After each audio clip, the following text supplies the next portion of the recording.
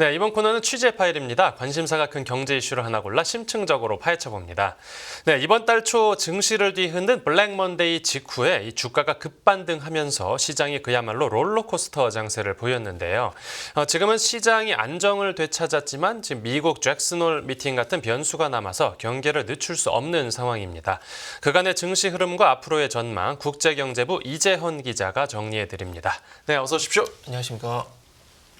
네, 최근에 시장 변동성이 꽤 커서 정신이 없는데 이제 그간 흐름부터 정리해 주시죠. 예, 시작은 현지 시간으로 7월 30일에 열린 FOMC가 발단이라고 할 수 있겠습니다. 네네. 당시 FOMC에서 연준은 기준금리를 동결했지만 이 금리 인하가 적절해지는 시점이 임박했다면서 9월 통화정책 피벗, 그러니까 이제 금리 인하로 접어든다는 강력한 시그널을 보냈습니다. 네네. 당시 통화정책 결정문에서 인플레이션에 대해 높은이라는 표현 대신 다소 높은으로 좀 그 정도를 낮췄습니다. 네. 그리고 또 연준은 인플레이션 위험에 고도의 주의를 기울이고 있다라는 기존 표현에서 두 정책 목표 양측의 위험에 주의를 기울이고 있다로 바꿨습니다. 네. 이 연준은 이 정책 목표가 두 가지가 있습니다. 바로 물가 안정과 고용 안정입니다. 네네. 이를 두고 듀얼 맨데이트라고 하는데요.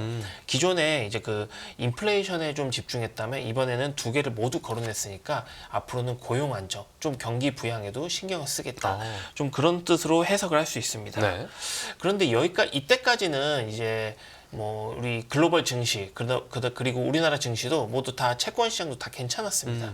근데 이 이후가 문제였습니다. 네. 이 FOMC 바로 다음 날 이제 8월 시작입니다. 이 8월 1일에 이 미국의 제조업 체감 경기를 알 수 있는 네네. 이 ISM 구매 관리자 지수, 이 PMI 지수가 발표가 됐습니다. 네.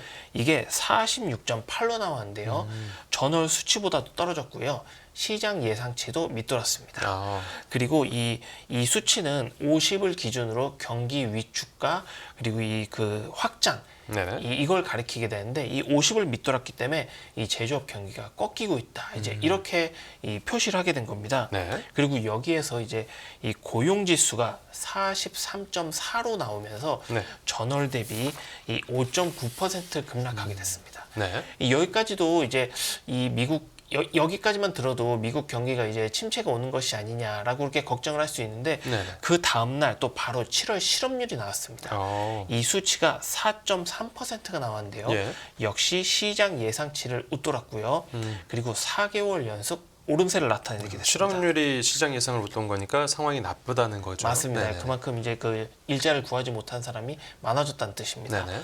이 수치 자체는 2021년 10월 이후 최고치고요. 미국 경기 침체의 가늠자로 알려져 있는 3회 법칙을 충족하게 되는 수치가 완성되게 됐습니다. 네, 지금 기억이 나는데 당시에 가격 폭락의 원인으로 이 3회 법칙이라는 게 정말 많이 언급이 됐었는데 이 3회 법칙이라는 게 구체적으로 어떤 개념입니까? 이건 바로 미국 경제학자 클라우디오 삼이라는 이 경제학자가 내놓은 수치인데요. 네.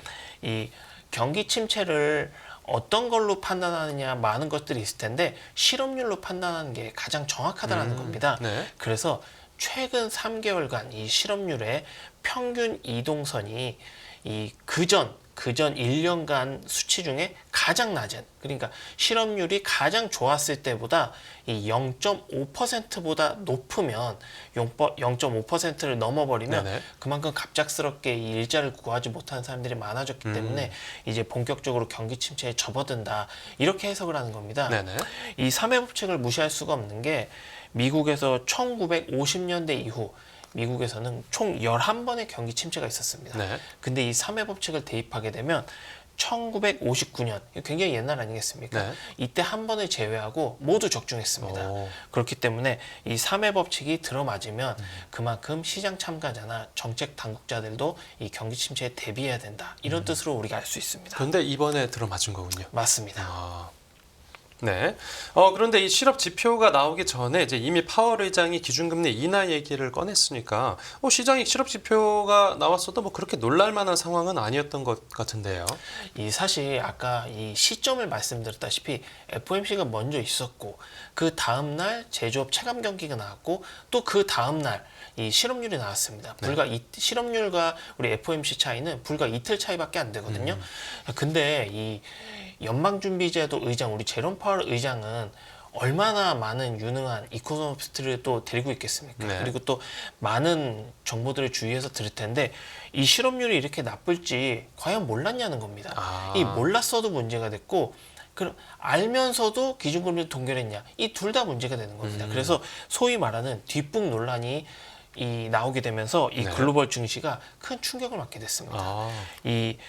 이 연준 출신들이 이 유명한 연준 출신들이 그래서 이 사태를 보고 이 뒷북이다라고 많이 이미 지적을 했습니다. 네. 이 윌리엄 더들리 전 뉴욕 연은 총재는 금리 인하를 통해 경기 침체를 막는 게 이미 너무 늦었을지 모른다. 네네. 지금 인하를 주저하는 것은 불필요와 위험한 늘릴 것이라 라면서 실기론을 오. 강력하게 지적을 했습니다. 네. 그리고 앨런 블라인더 전 연준 부의장은 연준의 긴축 통화 정책이 경제를 압박하고 있다면서 7월에 금리를 내렸어야 된다. 오. 이렇게 또 얘기를 했습니다. 원래 시장에서는 9월 인하가 대세였는데 그냥 7월에 깜짝 인하를 해버렸어야 됐다 이거군요. 예, 맞습니다. 네. 이 사실 이 시장 참가자들은 그러니까 이미 7월 FOMC가 지나버리지 않았습니까? 네네. 그래서 시장 참가자들은 이제 뒤늦게 어떻게 반응을 하게 되냐면 그럼 7월에 내렸어야 되는데 못 내렸으니까 9월에 7월에 내릴 것까지 한꺼번에 50bp를 내렸어야 되는구나. 이제 연준은 B컷을 할 수밖에 없겠구나. 이런 걸 이제 그 반영을 하게 됩니다. 네. 이를 알 수 있는 게 이제 시카고 상품거래소에서 이제 페드워치라는 그 수치가 있는데요. 이 9월에 50bp 인하할 확률이 이 실업률이 나오고 나서 네. 71.5%까지 높아졌습니다. 오. 그리고 이 12월까지 올해 남은 이 연준 통화정책 회의가 3번이 있습니다. 네. 이때까지 100bp 넘게 금리가 인하될 확률 역시 58.1%까지 높였습니다. 이 절반을 웃도는 거 아니겠습니까? 네. 그러니까 3번의 회의 중에 한 번 정도는 50bp 이상 금리를 인하할 것이다. 뭐 이런 거고요. 네네. 그다음에 향후 1년 동안 250bp. 만약에 한 번 인하가 25bp라면 10번을 내리는 수치입니다. 네네. 이렇게 될 시나리오를 한 8.4% 그러니까 이 시장 참가자 10명 중에 한 명은 이러한 시나리오까지 이제 베팅을 하고 있다는 겁니다. 네네. 이게 실업률이 나오기 전까지는 0%였습니다. 오. 그만큼 이제 연준이 뒷북에 이 연준이 그만큼 지금 뒷북인 상황이다. 이렇게 네네. 시장 참가들은 보고 있고요. 네. 이 연준이 진짜 뒷북이라면 그동안 미국 경제가 좋아졌다는 인식이 한꺼번에 뒤바뀌어지는 거 아니겠습니까? 그렇죠. 그래서 이를 처음 접한 이 우리나라가 이 미국보다 시차가 좀 빠르기 때문에 먼저 월요일을 맞이하게 됩니다. 아, 그랬었죠. 네. 예, 그래서 이때 코스피가 8% 넘게 하락하게 되고요. 이 극도의 안전자산 선으로 인해서 달러원 환율은 1,380원에 가까이 오르기도 했습니다. 네. 이렇게 금융시장이 많은 변동성을 갖게 되면 이 변동성 지수, 이 빅스라고 부르는데요. 이 다른 말로 공포지수라고 하기도 합니다. 네네. 이 수치가 코로나 이후 처음으로 가장 높은 수치까지 오르기도 했습니다. 블랙 먼데이 때요. 맞습니다. 네네. 다행히 그 직후에 뭐 소비 지표가 좋게 나오고 하면서 이제 경기 침체 우려가 좀 완화했습니다. 그리고 지금은 이제 시장이 진정된 모습인데, 이제 남은 중요한 재료를 보자면 이제 우리 시간으로 내일 밤 늦게 미국에서 열리는 잭슨홀 미팅이 있는데 이번 회의에서는 좀 어떤 점에 주목해서 봐야 되겠습니까?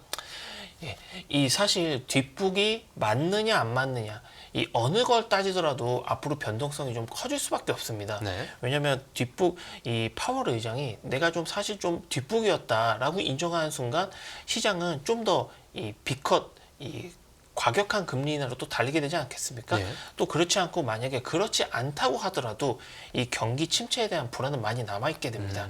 그래서 어느 쪽으로 하더라도 이 변동성에 대한 우려는 남아있기 때문에 여기에 대해서 어느 정도 이 소통을 통해 이 시장을 진정시킬 수 있느냐가 바로 이번 잭슨홀 미팅의 가장 큰 관심사입니다. 네. 이 시장 참가자들 생각도 좀 비슷합니까? 예, 사실 이 어제 날짜 기준으로 이 9월에 연준이 50bp를 인하할 확률에 대해서 지금 시장 참가자들은 한 40% 정도 베팅을 하고 있습니다. 그래서 거의 절반에 왔기 때문에 그렇게 생각하는 시장 참가자들 절반, 또 그렇지 않은 시장 참가자들 절반, 굉장히 그 첨예한 대립에 맞서 있습니다. 네네. 그래서 이 많은 전문가들은 결국 파월이 어느 쪽에 손도 들어주지 않을 것이다.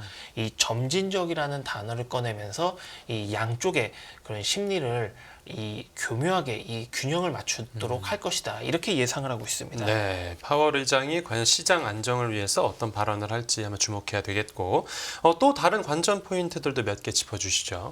예, 사실 우리나라를 포함해서 일본 그리고 미국이 모두 지난 8월 5일 그 당시 블랙 먼데이라고 해서 이 증시가 대폭락하는 현상을 겪었거든요. 네.